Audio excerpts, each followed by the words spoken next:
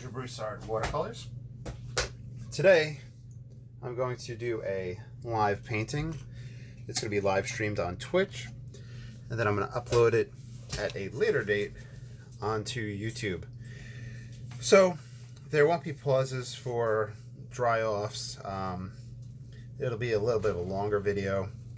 There may be some talking and chatting on the side to people that are in the live chat, but that's just kind of just giving you all the little disclaimers. So with today's painting in front of me, I have an 11 by 15 a quarter sheet of Stonehenge Aqua. It feels like it's been a while since I've painted on this, so I'm taking this, I'm going to saturate it with water. I'll prep my palette, and then we'll start painting. Honestly, I don't really have a plan in mind for this painting. It's kind of just something in my landscape style, probably working from back to forward, and just having fun.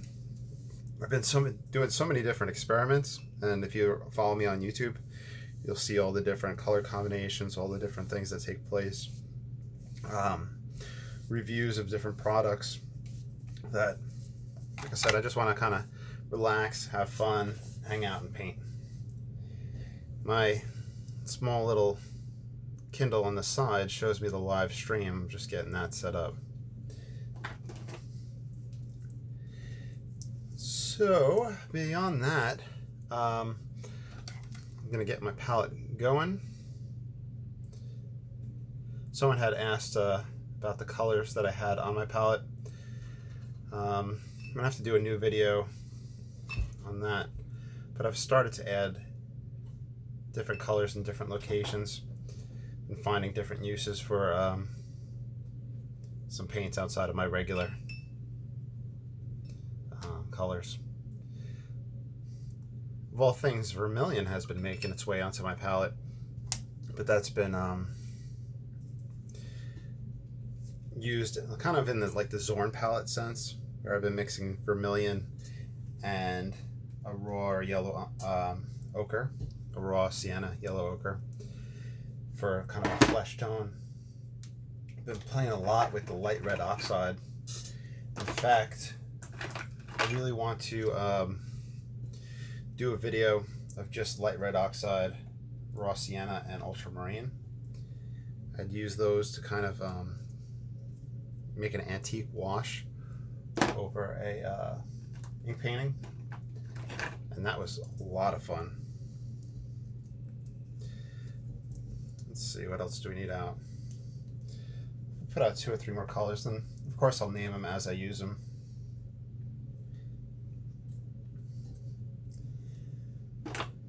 But I think, unfortunately, I'm in the mindset of, if I don't use it, I'll lose it type idea. Or if I don't do a painting in my standard landscape style in a while, I'm worried that it'll be hard for me to get back into that mindset. Let's get some ultramarine out, and then we should be good. I'm going to adjust the camera just a little bit as well, just to make things a little bit nicer with the angle. I use my cell phone to film. Yeah, it's a Samsung Galaxy, the S8, SG8, which I was talking to my mom. They upgraded my dad's phone to like a SG, like S20. So it's pretty crazy where they're at with now. Okay, so let me see how things look. I think you can see the palette pretty well. We do one last pass of water. Get nice and saturated for the wet and wet painting. We'll stretch the painting.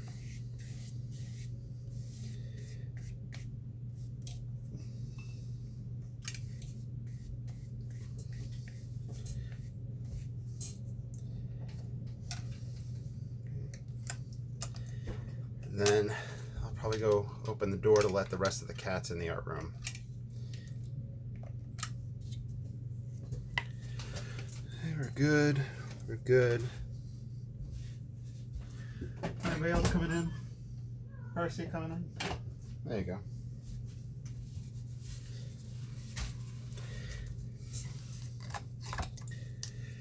All right. So let's kind of start off wet and wet. Start off with raw sienna. And I'll use this for my sky and to kind of map out a little bit of what my landscape is going to look like. Then I'll work back to front, working with different variations of color and tonal values.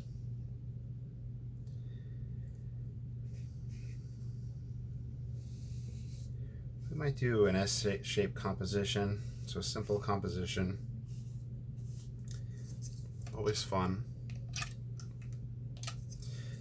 So let's bring a drop of land here, kind of like the Hudson River Valley painters.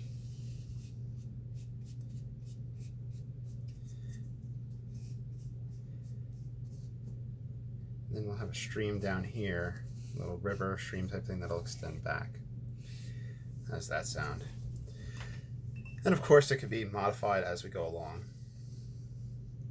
I'm going to try to grab a nice light wash of ultramarine.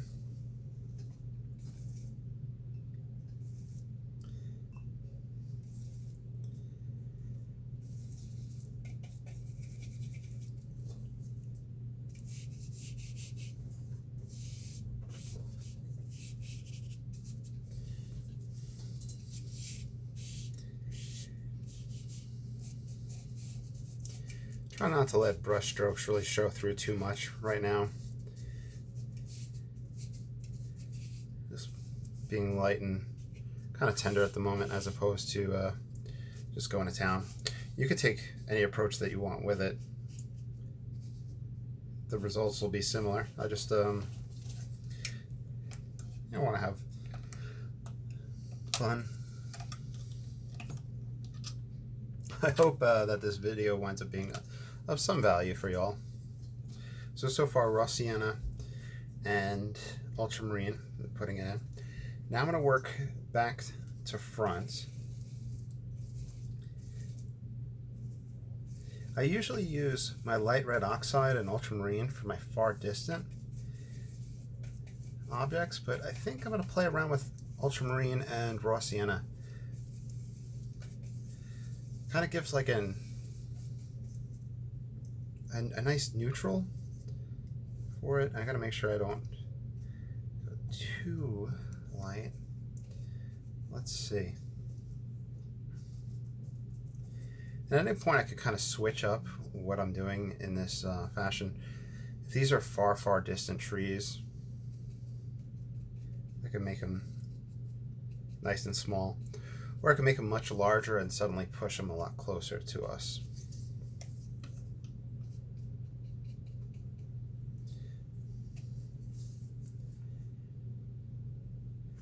Where we could say that this is a ridge and this is a deep valley, or it could be a slight ridge and then just right on the side just a small stream, and I could have huge trees popping up.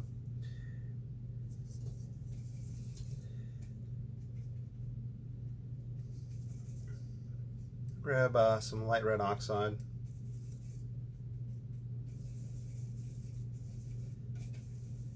With that ultramarine, it's going to give me a purple. Put a little bit of variation in this while we kind of play out. Everything is wet and wet. I'm going to connect those.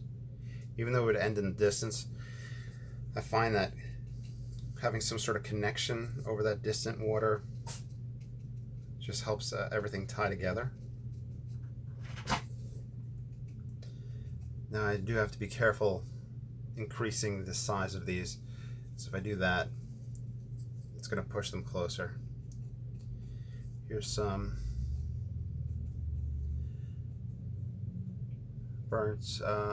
Payne's Gray.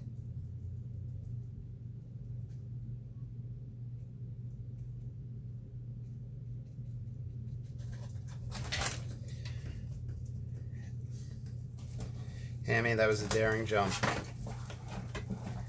What? Okay.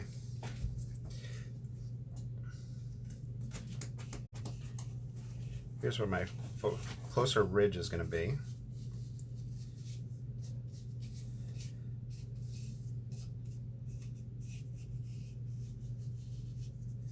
I'll have trees coming off of this ridge. Next, I could have a second ridge here. I'll have foreground trees on this one, and we'll play with perspective, linear perspective in regards to that.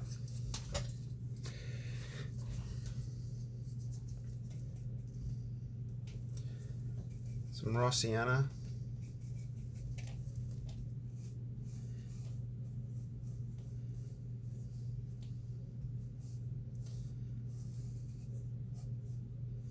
Use it to kind of map out this field back here.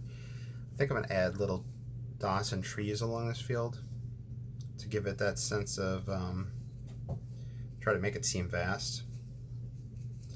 So I guess that'll be my experiment here, is how to take a swatch? I don't know, an area of land, and how to make it look like a large distant plane receding back.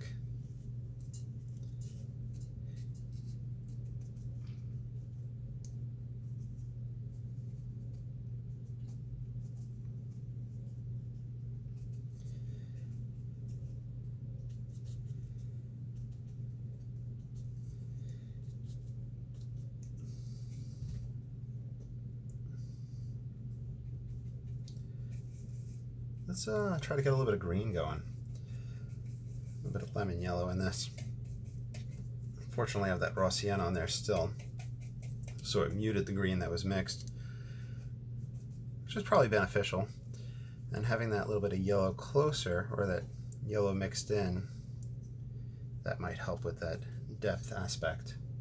Let's see if I can grab some more pure lemon yellow.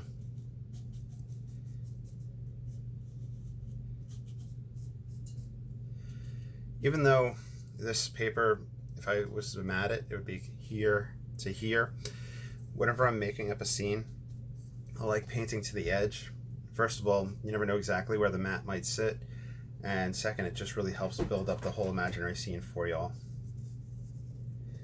I'm gonna grab the number 1 rigger. We'll try to keep this to maybe just 2 brushes. Stretching out the paper. I'm going to mix burnt umber and ultramarine. This is going to give me a dark. This is going to be for kind of a line of trees or a fence, or I think one of the words might be a hedgerow for it.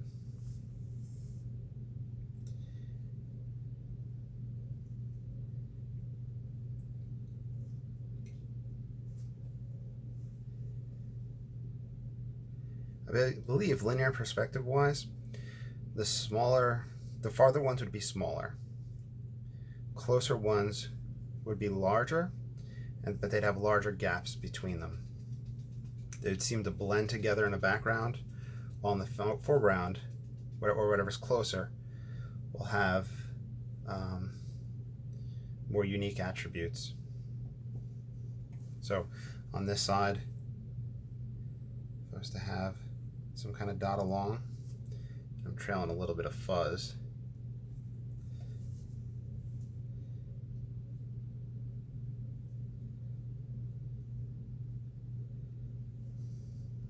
Come along.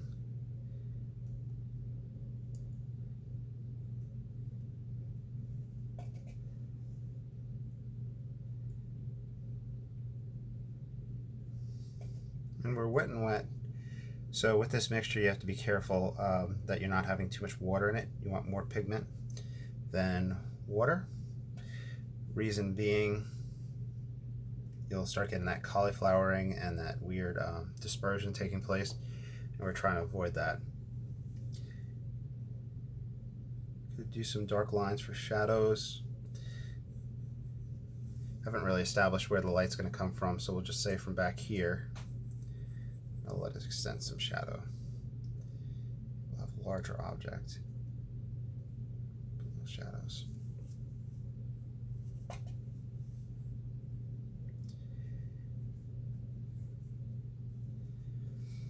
Okay.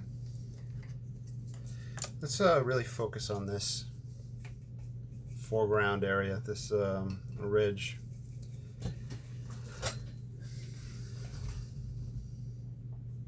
Lemon yellow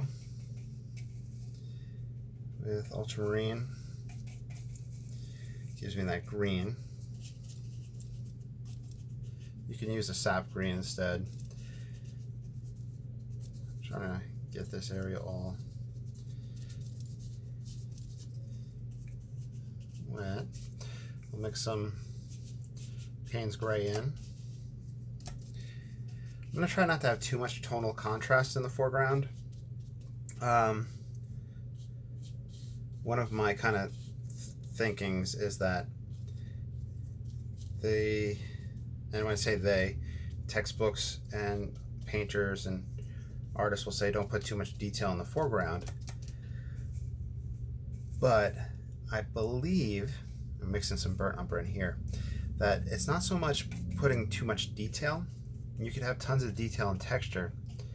I think you want to avoid tonal variety, meaning light, dark, like a lot of things that immediately contrast and jump out at you in the foreground. That would keep your eye there. But a lot of texture kind of blends together and lets your eye flow over it. That's my theory. I'm not sure if it makes sense. Hope it does. Let me know what you think. If you'd like me to clarify, I'll try to clarify it. Because whenever I look at the painting, the works of the masters, and I'm doing sketches of, let's say George Inez's works or Herman Herzog or anybody like that, there's so much going on in the foreground. There's always rocks and stuff like that. But tonally, they're just very pushing together. Like a lot of stuff blends. So you're sketching and then you start realizing, oh my God, there's all these blades of grass, or look at all this flower patch, or what have you. But I think it's because they're tonally similar. I'm going to stop harping on that. I'm going to take this and focus along this ridge line right here. I can take my rigger, my hake, and feather up. But since it's still wet back there, it's going to blur some. I could scrape some texture with cards. And I'm going to come in with the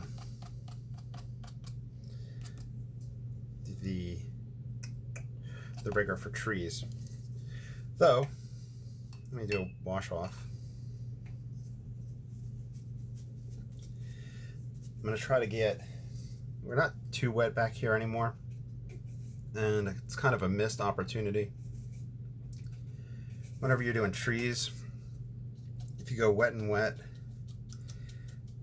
with a raw sienna or a light red oxide or a burnt sienna or any color, it'll soften and diffuse, and after it softens and diffuses, you go back over with more leaf texture and it adds a nice depth to it.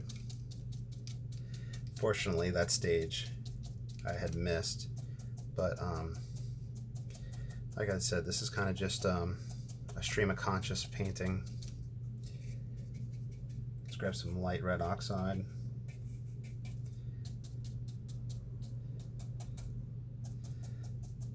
We'll put a redder tree in this location. You want to be careful with these patterns. You want a variety taking place. You don't want nice puffy trees.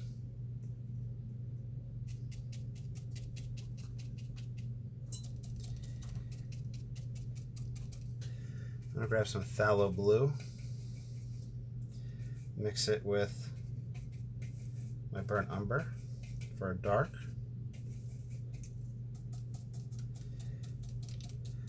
And I'm going to bring up my darks on the side. This will stop the eye from going off the edge of the page, or at least that's the goal.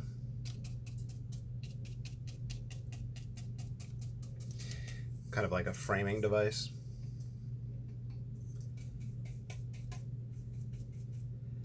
I also have to be aware of the fact that as I'm putting this in, as I'm stippling it, I'm not only putting down pigment, I'm putting down water. So as I go back into those spots, I now create areas I can go wet and wet in. And I could either want that to happen and get a diffusion to take place, or it might work against me texture-wise. So be aware of that happening.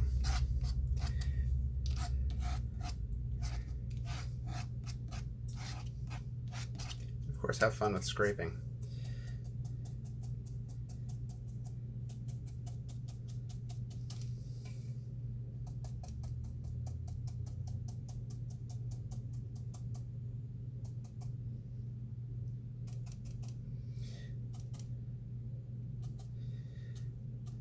Bring up little bits.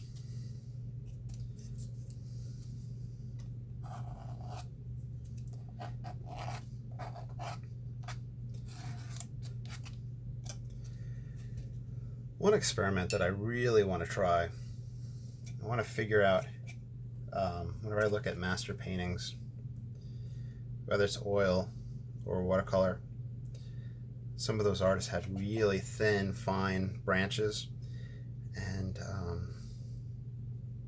you know, just like webbed throughout, just like so beautiful.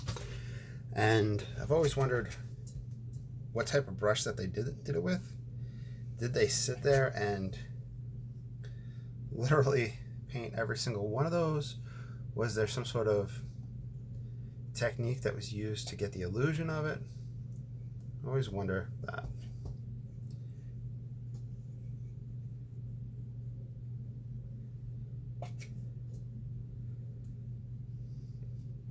Leaving little spots to look through the trees.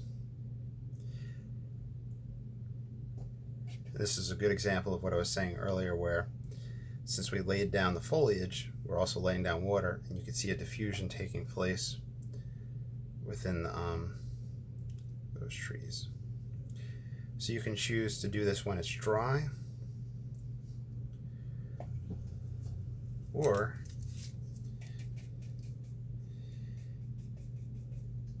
you can do it when it's wet. Here's some lemon yellow in there, get some variety.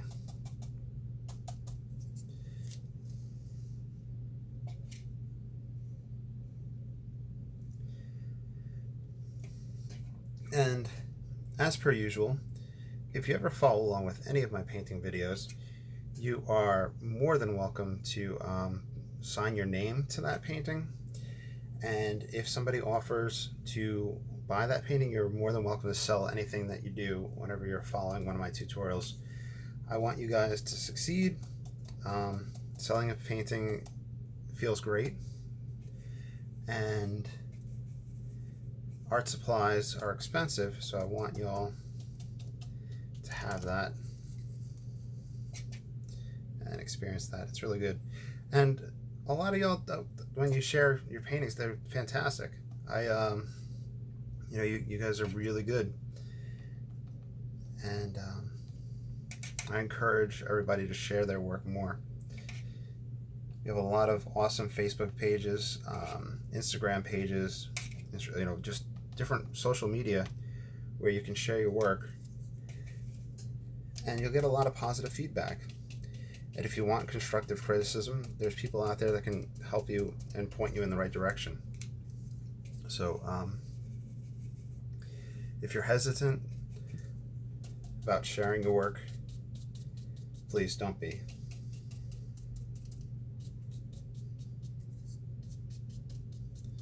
And if you think that you're sharing too much of your work, don't be. Share away. I want to bring a trunk out of this area, a tree. So I'm scraping all awkwardly.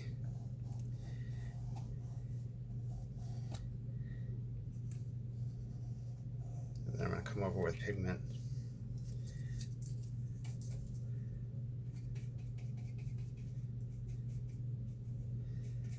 Burnt umber, and Payne's gray.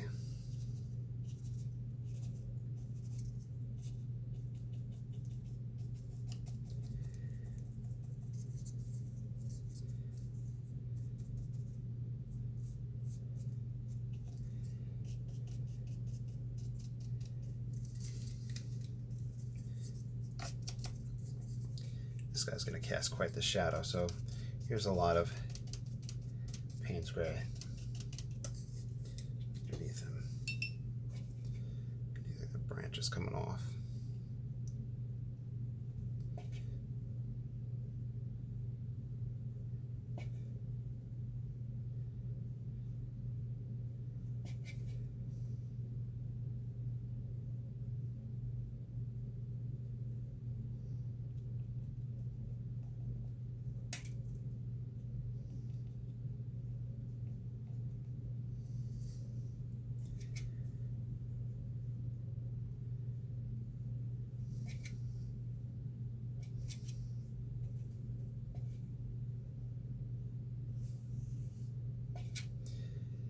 Kind of a secondary tree coming up alongside.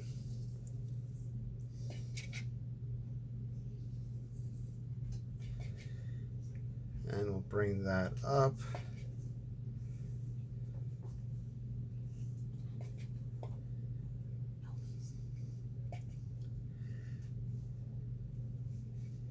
Put little dots, get little foliage around it.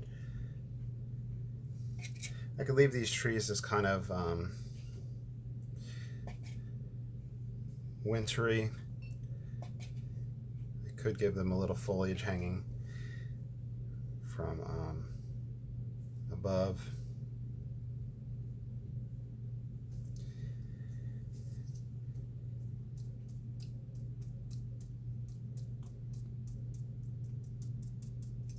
Seem to be stamping the same pattern over and over again, so you got to be careful with that.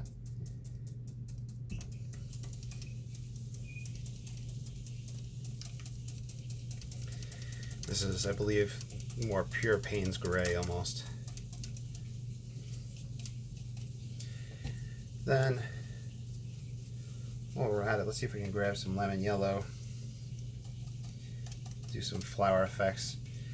They're going to blend in pretty well, but this kind of goes into what I was saying earlier of just having a lot of things in the foreground, but they're blending and working together. You could also grab lavender and play with that, but I believe lavender might have a white in it, the paint that I have. I'm just not wanting that effect. You know, you may want that, you know, don't ever think, okay, because he's not using it, I'm not going to use it.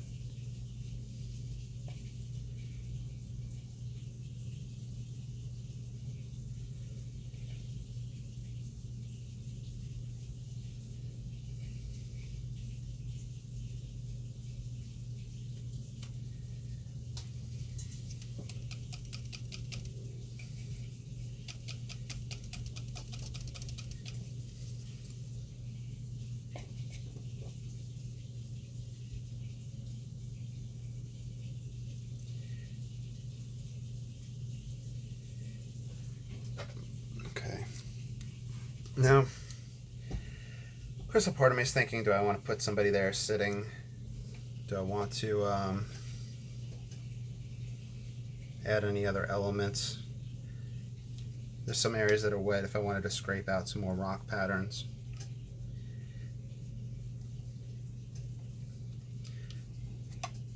And that's always fun.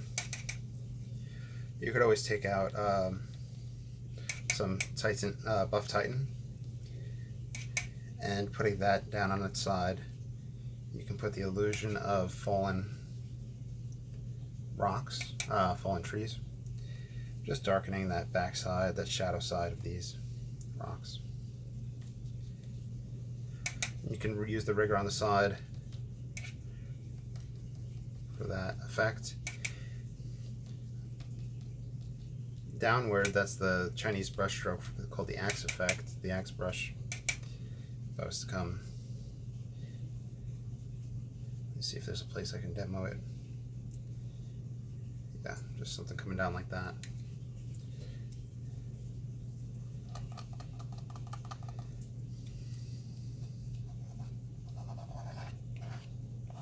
So with the foreground, it's just a lot of fun back and forth, taking the rigger, taking the hake, taking the card, and scraping different textures. So vary textures, but don't really be too concerned about tonality in the foreground.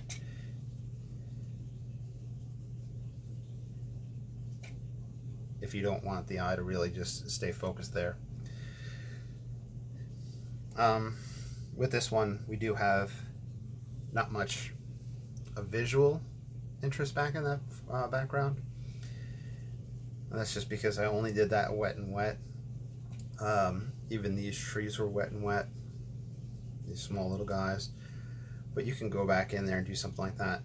But this gives a nice effect of a hazy, hot day. So you're looking out from this area over this plain, over this little stream or river. I'm dry enough here, so you have to be careful that your fingers don't have paint on it, because that's something I do all the time. Paint or ink. And you can put a few birds in flight. I am thinking about putting a person sitting here. However, the way I'm going to go about doing that is grabbing a little scratch piece of paper.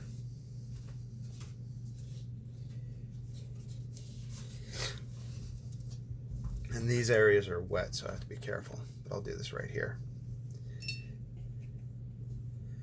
I think if I want somebody sitting, facing away from me, put their head, their shoulders, their back. Are they sitting on a log? Is that the log right there?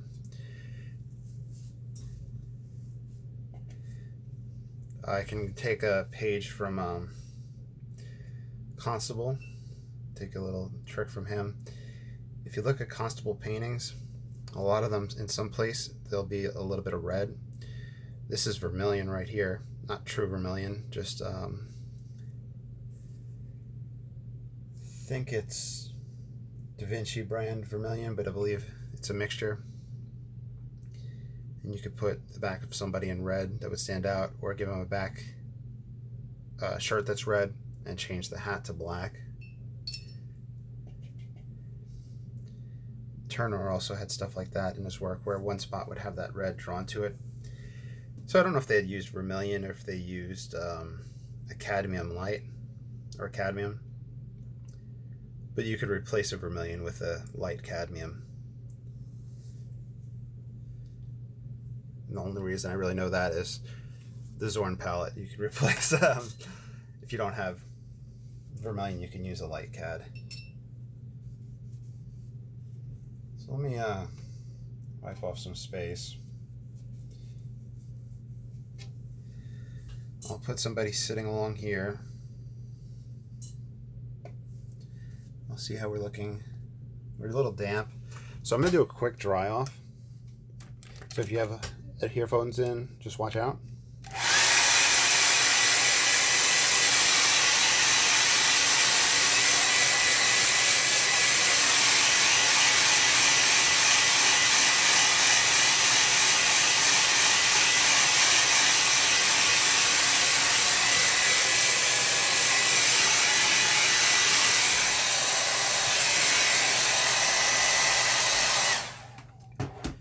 So it's not a total dry off, it's just dry enough for me to put this figure in.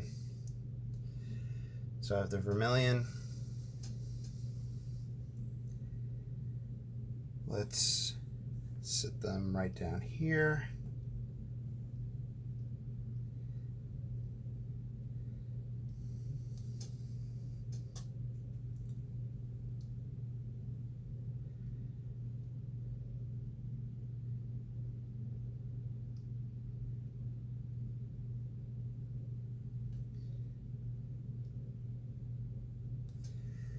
I'll grab Payne's gray for the head or the hair.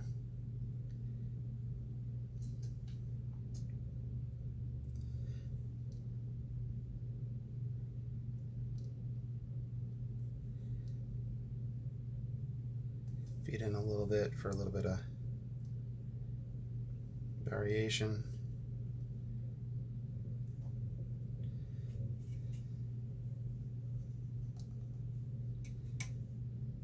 This is some Payne's gray on the side of the rigger. And I'll let that shadow fall back. Actually, this was the first dry off, the only dry off of the painting. So anything that had taken place was just naturally. And we could take that Payne's gray and accent.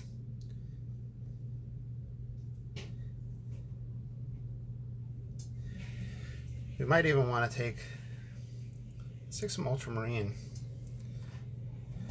And like I said, this is live, so I have people come in the live chat, and Alberto dropped in the live chat and said hello. Hey Alberto, how you doing today? Yes, we could put a gentleman next to her in a blue blue coat, maybe darken a little bit.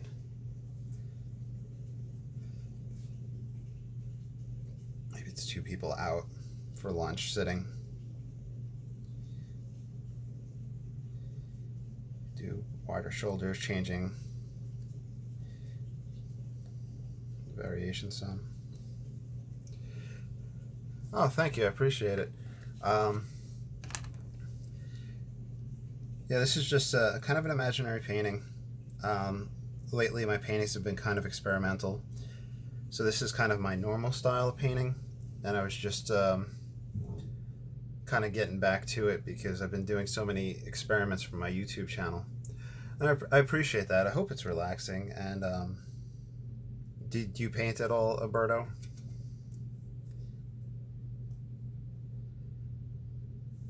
Put this guy's head in.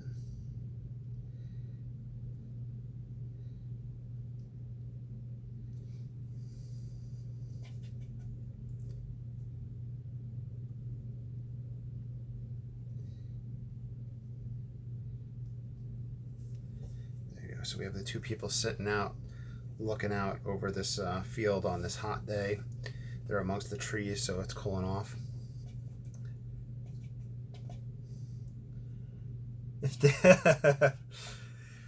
Well, to be honest, when you say, stickmans count, for all purposes, those two people right there are completely stickmen. They're just blobs of paint. That's literally all it is just blobbing some stuff in.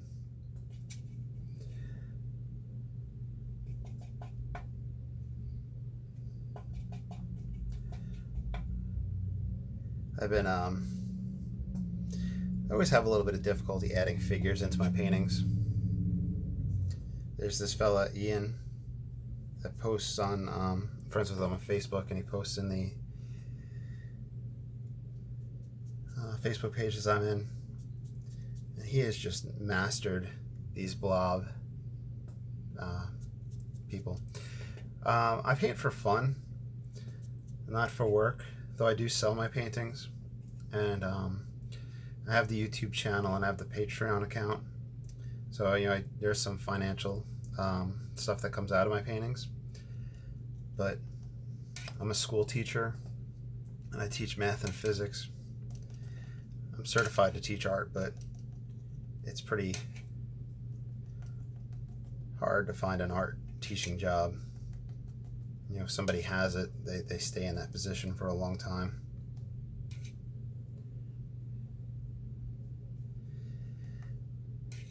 Yep, so it's fun. For fun. And also, in the long term, when I retire from teaching, I'm about 8 or 9 years in, so I got a lot more time to go.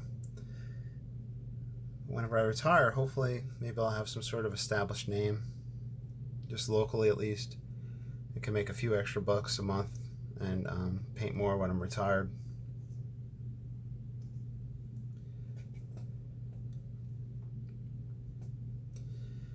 I've done some commission pieces. You know, people ask me to paint stuff, and I've done that. I've sold stuff on Etsy and sent stuff throughout the United States. I haven't sent anything overseas yet, just because I'm really not sure how much it costs to send things overseas, so I really don't have that option. So I'm just taking that nice little rigger brush,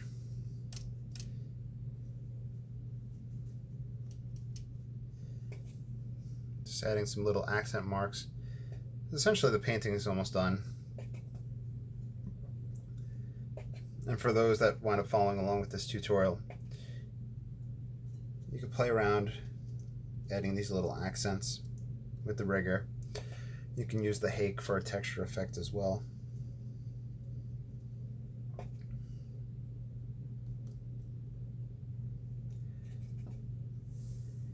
And if I went into this background and did something more at this point, drawing in a tree, it would be too glaringly obvious, and it wouldn't sit into that flow of that fuzziness. So I have to kind of stay out of that region.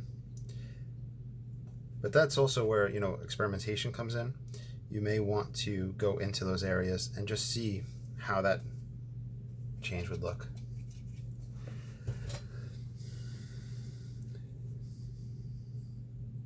Oh,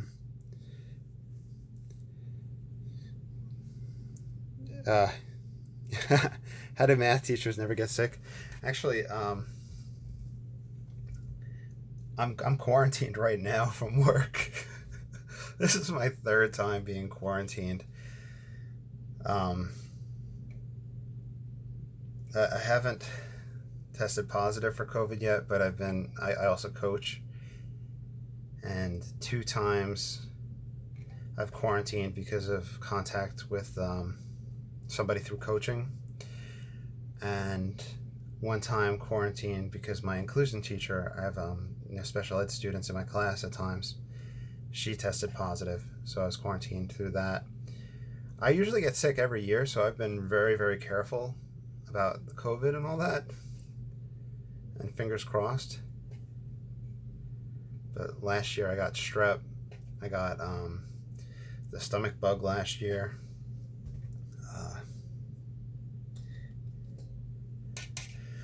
But some math teachers are just pure evil, and some teachers, you know, they never get sick. I know exactly what you mean, where and the way it works for teachers is we usually get sick days, and if you don't use them, you roll over, meaning like if you get 5 sick days one year, you don't use any, they go on to the next year and you get 5 plus the 5, so you have 10 now. And there's some people that teach and will end their career with like 50 or 100 or even more sick days, which they can either like cash in when they retire for a certain amount of money, or, and this is what one lady did, she unfortunately had gotten breast cancer, and she survived. She was a breast cancer survivor, but when she was doing her treatment and all that, she was able to use all of those sick days that she had racked up to take off that long time while she was doing the treatment.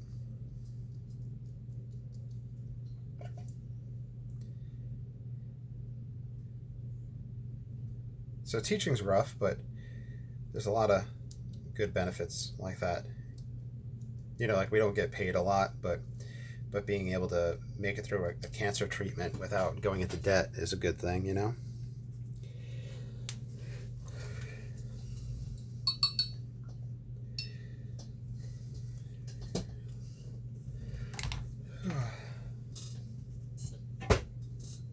So I'm going to do a dry off with the blow dryer, and then I'm going to put a mat over it to see what it looks like if it was framed, and then I'm going to sign it. So if you have earbuds on, just watch your ears, because the blow dryer, it'll take about 5-10 seconds.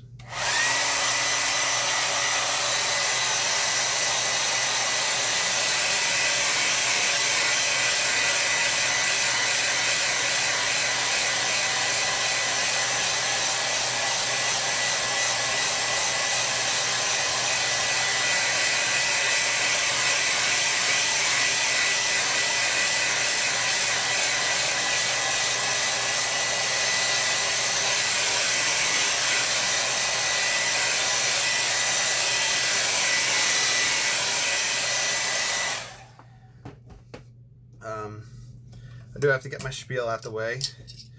For those of you watching on YouTube, please like, subscribe, comment. If you have any questions, concerns, anything like that, let me know. Any topics you'd like me to address, let me know.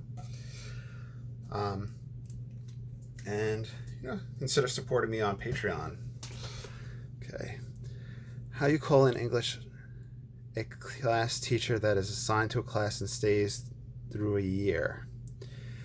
I'm not sure exactly what you're asking. Are you asking like a substitute where they have a substitute come in and they're in there for a long term? Find a place to sign it. Let's put a mat over it and then I'll find a place to sign it.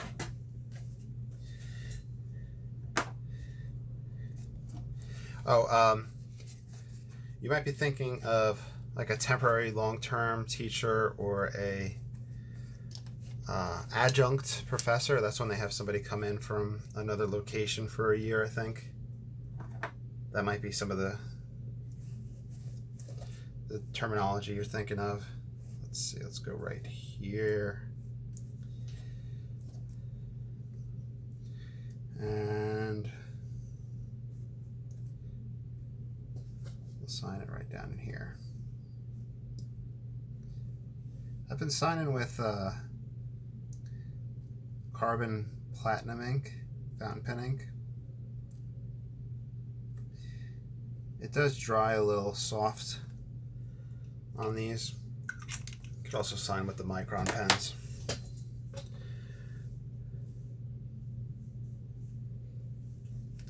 Okay. All right, let me tilt the angle so you can see what it looks like in a mat. And I hope you all enjoyed.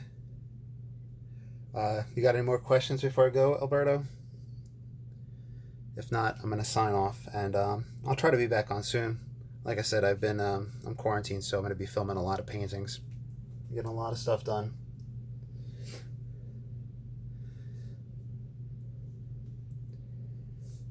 All right. On that note,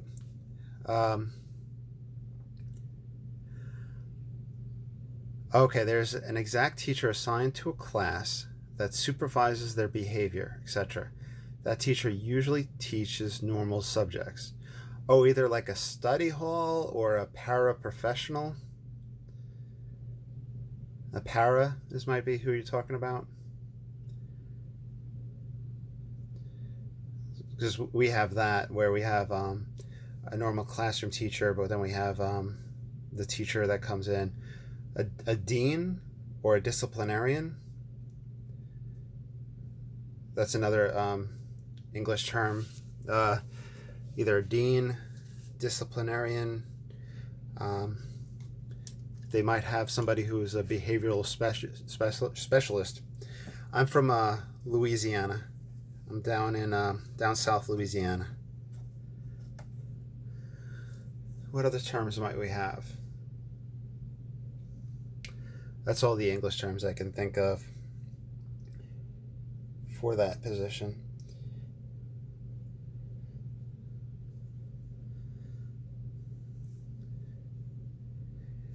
Yeah, so we might not have that. That might be something that they do in other countries. But usually, and before I sign off, so this is what we do in America. Usually you'll just have one teacher in a classroom. And this is just looking at it from the high school standpoint. If you have students who are special needs, you may have an alternative person in that classroom who is not only there to help that student or the students, but also to see what's being taught in the class. And then when they do a study skills, they'll later on in that day meet with that student and reinforce what is learned. And then for students that we consider, I think this term would be mild moderate, where it might be a behavioral issue or anything like that, they have somebody assigned to that person to work with them in that case. With the younger grade levels, you'll have your kindergarten teacher or your third grade teacher, and from what I heard, they have partner teachers. So there might be two teachers that share and alternate, and maybe one group of kids goes to that teacher, the other one goes to the other, then they flip-flop, or they might work together. Those are the different teaching scenarios that I know that are common. But on that note, thank you guys for watching the video. Once again, like, subscribe, comment, and I'll be back soon, maybe later on this week, or maybe even later on today, for more live painting. I hope you enjoyed, and I'll talk to y'all soon. Bye.